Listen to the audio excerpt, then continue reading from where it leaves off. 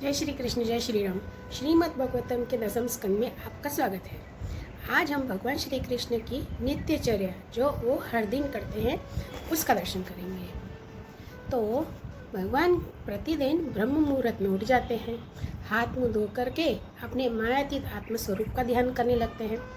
इसके बाद वे विधि पूर्वक निर्मल और पवित्र जल में स्नान करके फिर शुद्ध धोती पहनकर दुपट्टा ओढ़कर यथाविधि नित्य कर्म संध्या वंदन आदि करते हैं। इसके बाद हवन करते हैं और मौन होकर गायत्री का जप करते हैं। इसके बाद सूर्योदय होने के समय सूर्य की उपासना करते हैं और अपने काल स्वरूप देवता ऋषि पितरों की सेवा तर्पण करते हैं। फिर कुल के बड़े बूढ़ों और ब्राह्मणों की विधि पूर्वक पूजा करते हैं। इसके बाद भगवान श्री कृष्ण दुधारू और बछड़ों वाली गौओं का दान करते हैं, जिनके सिंहों में सोना और खुरों में चांदी मड़ी हुई होती है। ऐसी गायों का वे ब्राह्मणों को दान करते हैं। इस गाय के साथ में वे ब्राह्मणों को वस्त्र और आभूषण भी देते हैं, उन्हें तिलक लगाते हैं और इस प्रकार वे दान करते हैं। फिर इसके बाद वे अपनी विभूति स्वरूप गौ, ब्राह्मण, देवता, कुल के बड़े बूढ़े, गुरुजन और समस्त प्राणियों को प्रणाम करके मांगलिक वस्तुओं का स्पर्श करते हैं। फिर अपने पीताम्बर जैसे दिव्य वस्त्र, कौस्तुभ जैसी मणि, पुष्पों के हार, चंदन के अंगराग मतलब जो परफ्यूम कहते हैं, तो वो चंदन का वे हमेशा अंगराग लगाते हैं। इसके बाद वे अपना चेहरा, अपना मुखारविंद दर्पण में अवश्य देखते हैं। गाय, बैल, ब्राह्मण और देव प्रतिमाओं का दर्शन करते हैं और फिर वे सभी वर्णों के, जो चारों वर्णों के लोग हैं, उनकी अभिलाषाएं पूर्ण करने के लिए, उनकी कामनाएं पूर्ण करने के लिए उन्हें संतुष्ट करते हैं, उनकी इच्छाएं पूरी करते हैं। इन सबको प्रसन्न देखकर वे खुद भी बहुत प्रसन्न होते हैं। वे पुष्पमाला, चंदन, अंगराग ऐसी वस्तुएं जो हैं वो ब्राह्मण और जो भी मंत्री होते हैं, रानियां होती हैं, उनको भी बांटते हैं। भगवान यह सब जब करते होते हैं तब तक दारुक जो उनका सारथी है वो सुग्रीव आदि जो घोड़े हैं उनको ले करके रथ ले आता है और फिर प्रणाम करके भगवान के सामने खड़ा हो जाता है उनका सारथी दारुक। इसके बाद भगवान श्री कृष्ण सात्यकी और उद्धव जी जैसे और भी उनके जो भी मित्र बंधु हैं या उनके मंत्री बंधु हैं, उनके साथ में वे रथ पर सवार होकर के महल से निकलते हैं और वे अब अपनी सुधर्मा नाम की सभा में प्रवेश करते हैं। उस सभा की ऐसी महिमा है कि जो लोग उसमें जा बैठते हैं उन्हें भूख, प्यास, शोक, मोह, जरा, मृत्यु ये कुछ भी नहीं सताता है। इस प्रकार भगवान श्री कृष्ण सब रानियों से अलग अलग विदा होकर एक ही रूप में सुधर्मा सभा में प्रवेश करते हैं। वहाँ जाकर श्रेष्ठ सिंहासन पर विराजते हैं। सभा में विदुषी लोग विभिन्न प्रकार के हास्य विनोद से, नाटक से, अभिनय से सब भगवान की सेवा करते हैं। भगवान के सभा में मृदंग, वीणा, पखावज, बांसुरी, झांझ ये सब भी बजता है। बंदीजन नाचते गाते भगवान की स्तुति करते हैं। कोई व्याख्या कुशल ब्राह्मण वहाँ बैठकर वेद मंत्रों की व्याख्या भी करता है। कोई पूर्वकालीन पवित्र कीर्ति नगरपतियों की चरित्र भी कह करके सुनाता है। इस प्रकार भगवान हर रोज इसी नित्य क्रम से अपना कार्य करते हैं। एक दिन की बात है, द्वारिकापुरी के राजसभा के द्वार पर एक नया मनुष्य आया। द्वारपालों ने भगवान को उसके आने की सूचना देकर उसे सभा भवन में उपस्थित किया। अब वह मनुष्य कौन था? वह था जरासंध के द्वारा कैद किए गए राजाओं का दूत।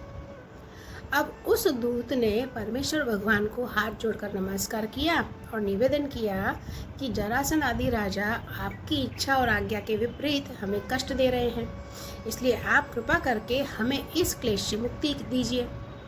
आप ही जरासंध से हमें छुड़ाइए। यह अकेला ही 10,000 हाथियों की शक्ति रखता है और हम लोगों को उसी प्रकार बंदी बनाए हुए जैसे सिंह भेड़ों को घेर कर रखता है। कि हे प्रभु, आपने 18 बार जरासंध से युद्ध किया और 17 बार उसका मान मर्दन करके उसे छोड़ दिया, परंतु एक बार उसने आपको जीत लिया है।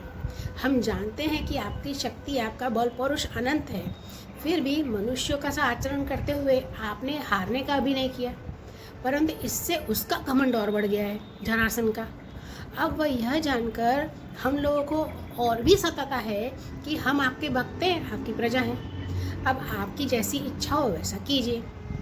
दूत इस प्रकार कह ही रहा था कि उसी वक्त नारद जी वहाँ आ पहुँचे। भगवान श्री कृष्ण ने उन्हें देखा तो देखते ही सभासदों और सेवकों के साथ हर्षित होकर खड़े हुए और सिर झुकाकर उनकी वंदना करने लगे। अब नारद जी को उन्होंने आसन दिया, वे आसन पर बैठ गए। तब भगवान ने उनको विधि पूर्वक पूजा की और अपनी श्रद्धा से उनको संतुष्ट करते हुए मधुर वाणी से पूछा, हे देवर्षि, इस समय तीनों लोकों में सब कुछ कुशल मंगल तो है ना? क्योंकि आप तो तीनों लोकों में विचरण करते हैं। इससे हमें बड़ा लाभ होता है कि घर बैठे ही सबका समाचार मिल जाता है। ईश्वर के द्वारा रचे हुए तीनों लोकों में ऐसी कोई बात नहीं है जिसे आप नहीं जानते हो। इसलिए हम आपसे यह जानना चाहते हैं कि युधिष्ठिर आदि पांडव इस समय क्या करना चाहते हैं। तब नारद जी ने कहा कि आप तो विश्व के निर्माता हैं और इतने बड़े मायावी हैं कि बड़े बड़े मायावी जैसे ब्रह्मा जी आदि भी आपकी माया का पार नहीं पा सकते। फिर भी मनुष्यों की इसी लीला नाटक तो आप करते ही हैं और मुझसे पूछ रहे हैं। चलिए कोई नहीं, आप पूछ रहे तो मैं आपको बता देता हूँ कि आपके फुफेरे भाई जो आपके परम भक्त युधिष्ठिर हैं वे क्या करना चाहते हैं। मैं बताता हूँ कि युधिष्ठिर किसी वस्तु की कामना नहीं है, फिर भी वे श्रेष्ठ यज्ञ राजसूय के द्वारा आपकी प्राप्ति के लिए आपकी आराधना करना चाहते हैं। आप कृपा करके उनकी इस अभिलाषा का अनुमोदन कीजिए। उस श्रेष्ठ यज्ञ में आपका दर्शन करने के लिए बड़े बड़े देवता और यशस्वी नरपति भी एकत्रित होंगे। अब सभा में जितने यदुवंशी बैठे थे वे सब इस बात के लिए अत्यंत उत्सुक हो रहे थे कि पहले जरासंध पर चढ़ाई करके उसे जीत लिया जाए। अब उन्हें नारद जी की बात पसंद नहीं है कि भाई हम युद्ध न करके हम उधर चले, इंद्रप्रस्थ जाएं यज्ञ में, तो उन्हें ये बात तो पसंद नहीं आई। तब भगवान श्री कृष्ण ने मुस्कुराकर मीठी वाणी से उद्धव जी से कहा कि उद्धव, तुम शुभ सम्मति देने वाले और कार्य के तत्वों को भली भांति समझने वाले हो, इसलिए हम तुम्हें अपना उत्तम मित्र मानते हैं। अब तुम ही बताओ कि इस विषय में हमें क्या करना चाहिए। तुम्हारी बात पर हमारी श्रद्धा होगी, इसलिए अब हम तुम्हारी सलाह के अनुसार ही काम करेंगे। भगवान श्री कृष्ण के वचन सुनकर महामती उद्धव जी ने देवर्षि नारद, सभासद और भगवान श्री कृष्ण के मत पर विचार किया और फिर उन्होंने कहा कि हे भगवान, देवर्षि नारद जी ने जो आपको यह सलाह दी है कि फुफेरे भाई पांडवों के राजसूय यज्ञ में सम्मिलित होकर उनकी सहायता करनी चाहिए, उनका यह कथन ठीक है। साथ ही यह भी ठीक है कि शरणागतों की रक्षा अवश्य कर्तव्य है, हमें शरणागत की रक्षा अवश्य ही करनी चाहिए। जब हम इस दृष्टि से विचार करते हैं कि राजसूय यज्ञ वही कर सकता है जो 10 दिशाओं पर विजय प्राप्त कर ले, तब हम इस निर्णय पर बिना किसी दुविधा के पहुंच जाते हैं कि पांडवों के यज्ञ और शरणागतों की रक्षा दोनों कामों के लिए जरासंध को जीतना आवश्यक है। केवल जरासंध को जीत लेने से ही हमारा उद्देश्य सफल हो जाएगा, साथ ही उससे बंदी राजाओं की मुक्ति और उसके कारण आपको सुयश की भी प्राप्ति होगी। राजा जरासंध बड़े बड़े लोगों के भी दांत खट्टे कर देता है, क्योंकि वह 10,000 हाथियों का बल प्राप्त किया हुआ है। उसे यदि हरा सकते हैं तो केवल भीमसेन, क्योंकि वे भी वैसे ही बली हैं। उसे आमने सामने के युद्ध में एक वीर जीत ले, यही सबसे अच्छा होगा, क्योंकि 100 अश्विनी सेना लेकर जब वह युद्ध के लिए खड़ा होगा उस समय उसे जीतना आसान नहीं होगा। जरासंध बहुत बड़ा ब्राह्मण भक्त है। यदि ब्राह्मण उससे किसी बात की याचना करते हैं ना, तो वो कभी भी कोरा जवाब नहीं देता है। इसलिए भीमसेन ब्राह्मण के वेश में जाएं और उससे युद्ध की भिक्षा मांगे। इससे संदेह नहीं कि आपकी उपस्थिति में भीमसेन और जरासंध का द्वंद्व युद्ध हो तो भीमसेन उसे मार ही डालेंगे, लेकिन जब इस प्रकार जरासंध का वध कर डालेंगे ना, तब कैद में पड़े हुए राजाओं की रानियां अपने महलों में आपकी इस विशुद्ध लीला का गान करेंगी और आपने उनके शत्रु का नाश कर दिया है और उनके प्राणपतियों को छुड़ा लिया है। इसलिए जरासंध को मारना बहुत उचित है। यही प्रयोजन है कि उसे मारा जाए। बंदी नरपतियों के पुण्य परिणाम से अथवा जरासंध के पाप परिणाम से। हे कृष्ण, आप अभी तो इस समय राजसूय यज्ञ का होना ही पसंद कीजिए, इसलिए आप पहले वहीं पधारिए। उद्धव जी की यह सलाह सब प्रकार से हितकर थी, निर्दोष भी थी। सभी ने इस बात का समर्थन किया। अब भगवान श्री कृष्ण ने वसुदेव आदि गुरुजनों से अनुमति लेकर दारुक, चैत्र जैसे सेवकों को इंद्रप्रस्थ जाने की तैयारी करने के लिए आज्ञा दे दी। इसके बाद भगवान श्री कृष्ण ने यदुराज उग्रसेन और बलराम जी से आज्ञा लेकर बाल बच्चों के साथ रानियों और उनके सब सामानों को आगे चला दिया और फिर दारुक के लाए हुए गरुड़ ध्वज रथ पर सवार हुए।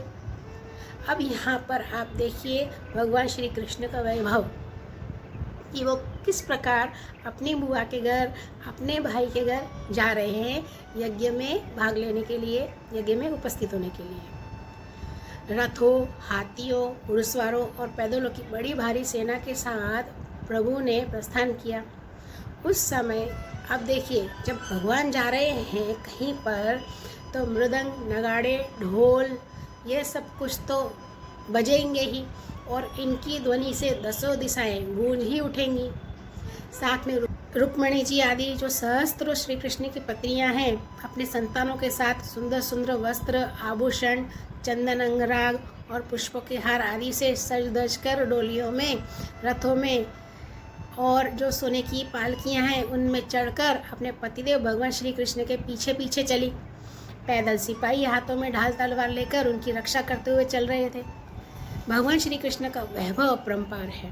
भगवान श्री कृष्ण की सेना अत्यंत शोभायमान हुई। देवर्षि नारद जी भगवान श्री कृष्ण से सम्मानित होकर और उनके निश्चय को सुनकर बहुत प्रसन्न हुए थे। भगवान के दर्शन से उनका हृदय और समस्त इंद्रियां परमानंद में मग्न हो गई। विदा होने के समय भगवान श्री कृष्ण ने उनका नाना प्रकार की सामग्रियों से पूजन किया। अब देवर्षि नारद ने उन्हें मन ही मन प्रणाम किया और उनकी दिव्य मूर्ति को हृदय में धारण किया और फिर वे आकाश मार्ग से प्रस्थान किया। इसके बाद भगवान श्री कृष्ण जरासंध के बंदी नरपतियों के जो दूत आए हुए थे उन्हें आश्वासन देते हुए कहा कि तुम अपने राजाओं से जाकर कहो कि डरो मत, तुम लोगों का कल्याण होगा, जरासंध जल्द ही मारा जाएगा। भगवान की ऐसी आज्ञा पाकर वह दूत वापस चला गया और जब नरपतियों ने भगवान श्री कृष्ण का संदेश सुना तो उनके मन में बहुत ही शांति हुई और वे शीघ्र वहाँ से छूटने के लिए प्रार्थना भी करने लगे और भगवान श्री कृष्ण की बाट देखने लगे। अब इधर भगवान श्री कृष्ण आनर्त, सौवीर, मरु, कुरुक्षेत्र और उनके बीच में से पड़ने वाले पर्वत, नदी, नगर, गांव और सबको पार करते हुए आगे बढ़ने लगे। भगवान श्री कृष्ण के मार्ग में दृश्यवती, सरस्वती जैसी नदियाँ आईं, उन्होंने उन्हें पार किया। मत्स्य देश आया, उसे भी पार करके वे इंद्रप्रस्थ पहुँचे। अब भगवान श्री कृष्ण का दर्शन अत्यंत दुर्लभ है। जब महाराज युधिष्ठिर को यह समाचार मिला कि भगवान श्री कृष्ण पधार गए हैं तो उनका रोम रोम आनंद से खुल उठा। वे अपने आचार्य और स्वजन संबंधियों के साथ भगवान की आगमनी करने के लिए नगर से बाहर आए। मंगल गीत गाए जाने लगे। आप ये देखिए कि मामा और बुआ जो भाई बहन हैं उनके बच्चों में कितना प्रेम है और जब वे एक दूसरे से मिलते हैं तो अवश्य ही मंगल गीत गाए जाते हैं। तो मंगल गीत गाने जाने लगे, बाजे बजने लगे। अब श्री कृष्ण पधारे हैं, कोई और थोड़ी है। तो ब्राह्मणों ने मिलकर के उच्च स्वर से वेद मंत्रों का उच्चारण किया। इस प्रकार बड़े आदर से भगवान का स्वागत करने के लिए सब चले। ऐसा लग रहा था जैसे कि इंद्रियां अपने प्राण से मिल रही हों। भगवान श्री कृष्ण को देखकर युधिष्ठिर का हृदय इतना गदगद हो गया कि उनकी आंखों में आंसू आ गए, नेत्र सजल हो गए। उन्होंने भगवान श्री कृष्ण को अपने हृदय से लगाया, बार बार हृदय से लगाया। राजा युधिष्ठिर अपनी दोनों भुजाओं से उनका आलिंगन कर रहे थे। जैसे ही उन्होंने उनका आलिंगन किया, उनके सारे पाप ताप सब छूट गए, सब कुछ नष्ट हो गए। इसके बाद भीमसेन ने भगवान श्री कृष्ण का आलिंगन किया, नकुल, सहदेव और अर्जुन ने भी भगवान श्री कृष्ण का आलिंगन किया और उनके नेत्रों में तो जैसे आंसुओं की बहाड़ ही आ गई हो। अर्जुन ने फिर से भगवान श्री कृष्ण का आलिंगन किया।